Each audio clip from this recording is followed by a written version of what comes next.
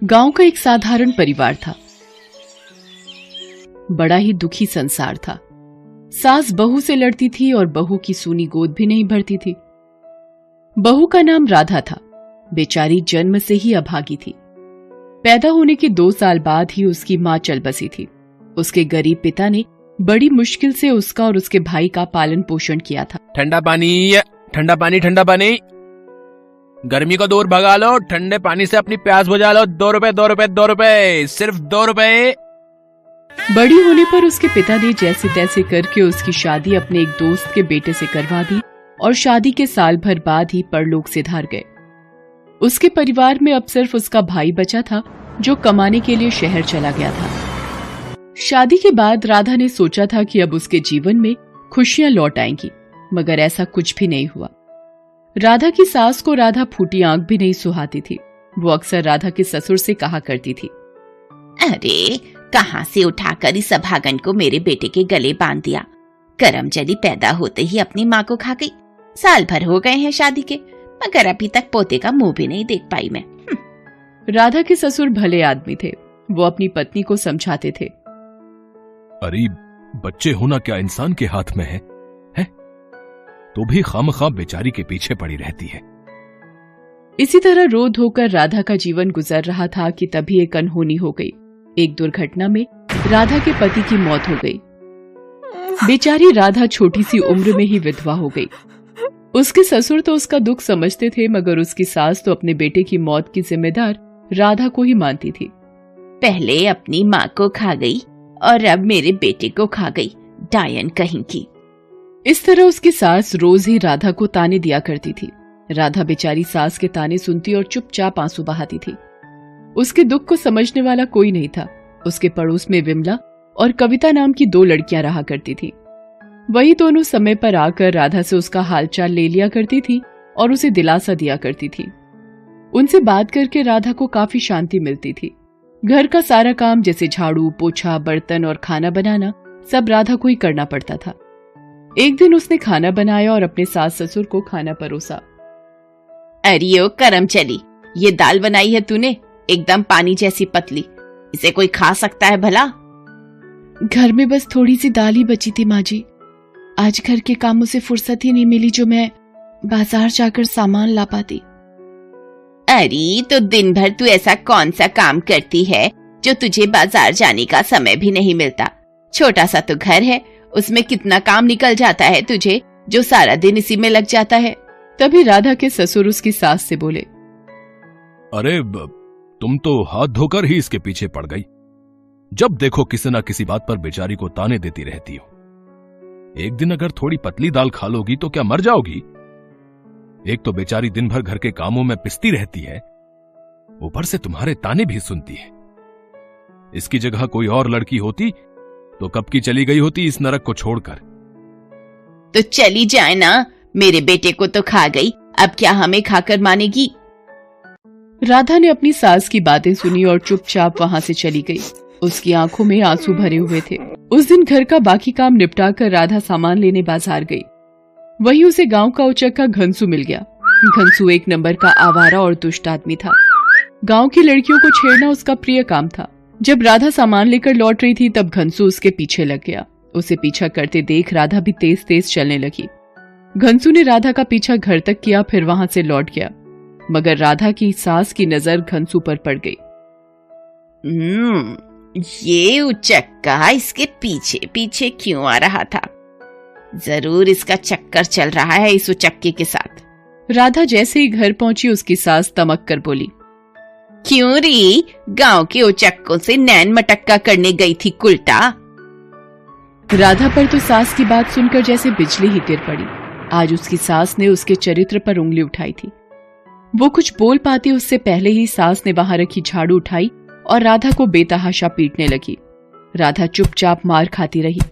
सफाई देती भी तो किसे देती, यहाँ कौन उसकी सुनने वाला था। इस घटना के कुछ दिन बाद राधा को फिर बाजार जाना पड़ा। इस बार भी घनसू उसके पीछे पड़ गया और आज तो हद ही हो गई। घनसू ने एक सुनसान जगह देखकर राधा का हाथ पकड़ लिया और बेशर्मी से बोला, अब तुम्हारा पति तो रहा है, मेरे साथ भाग चलो। रानी बना के रखूंगा, रानी। छोड़ मेरा हाथ, बेशर्म कहेंगे। शर्म नहीं आती एक विधवा से इस तरह की बातें करते हुए। अभी राधा अपना हाथ छुड़ा ही रही थी कि वहां विमला और कविता आ गई। घनसू को राधा का हाथ पकड़े देख वो दोनों सारा माजरा समझ गई।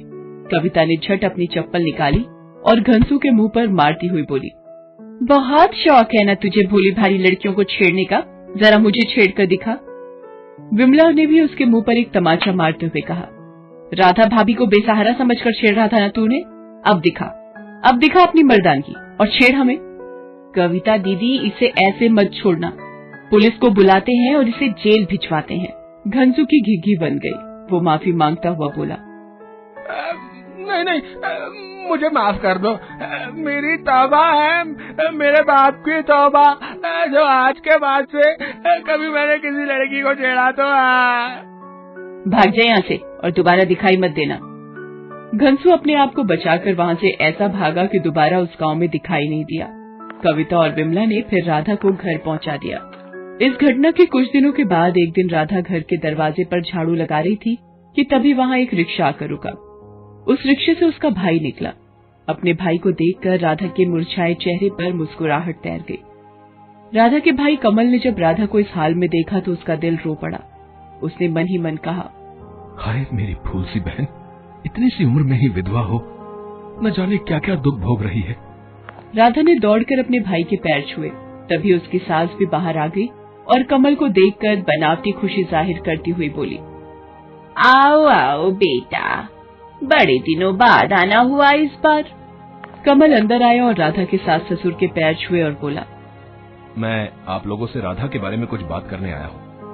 हाँ बेटा, बोलो ना। राधा के सामने अभी पहाड़ जैसी जिंदगी पड़ी है, इसे वो अकेली नहीं काट सकती, इसलिए मैंने राधा की दूसरी शादी करवाने का फैसला किया है अपने ही दोस्त के साथ। अरे ये तो बहुत खुशी की बात है बेटा। मैं भी यही चाहता हूँ कि हमारी राधा का घर फिर से बस जाए। मगर राधा की सास को ये मंजूर नहीं था। उसे डर था कि अगर राधा की शादी हो गई तो उसकी मुफ्त में मेरी नौकरानी चली जाएगी। वो उन दोनों की बात काटते हुए बोली, नहीं, मैं इस शादी के सख्त खिलाफ हूँ। मेरे बेटे की आत्मा जब राधा की दूसरी शादी देखेगी तो वो खून के आंसू रोएगी। हमारे बेटे की आत्मा तो राधा की हालत देखकर वैसे भी खून के आंसू रो रही होगी। जिस लड़की को वो प्यार से शादी करके घर में लाया था, आज उसे अपने ही घर में इस हालत में देख उसकी आत्मा बेचैन हो उठती होगी। वो भी चाहती होगी कि राधा का घर फिर से बस जाए। मगर सास फिर भी नहीं मानी। इन सारी बातों को कविता और विमला भी बाहर से सुन रही थी। राधा की सास की बातें सुनकर दोनों गांव के प्रधान, मुखिया, सरपंच और बाकी बड़े लोगों को वहां ले आई।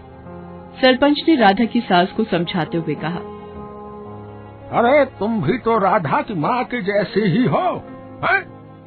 जरा सोचो तो, अगर तुम्हारी बेटी की ऐसी हालत होती तो तुम क्या करती, हैं? इतनी पत्थर दिल मत बनो। राधा को बहू बनाकर लाए थे, मगर अब उसका सुहाग उजड़ गया है, इसलिए अब उसे बेटी की तरह विदा हो जाने दो। इसी में उसकी भलाई है। हाँ। इस तरह गांव के बाकी लोगों ने भी राधा की सास को समझाया। सबके समझाने से राधा की सास को भी अपनी गलती का एहसास हो गया। उसने भी राधा की दूसरी शादी करवाने के लिए हामी भर दी। इसके बाद सास ससुर ने बेटी की तरह राधा को विदा किया और कमल ने शहर लाकर उसकी शादी अपने दोस्त से करवा दी। राधा के जीवन में भी खुशियां छा गई। Best buddies. Hello friends, thanks for watching this video. अगर आपको ये वीडियो पसंद आया है तो प्लीज लाइक, सब्सक्राइब, कमेंट्स करें इस वीडियो पर और हाँ, शेयर करना भी ना भूलें। और भी मजेदार वीडियो देखने के लिए नीचे दिए गए बेल आइकॉन को दबाएं। देखते रहिए बेस्ट बडीज।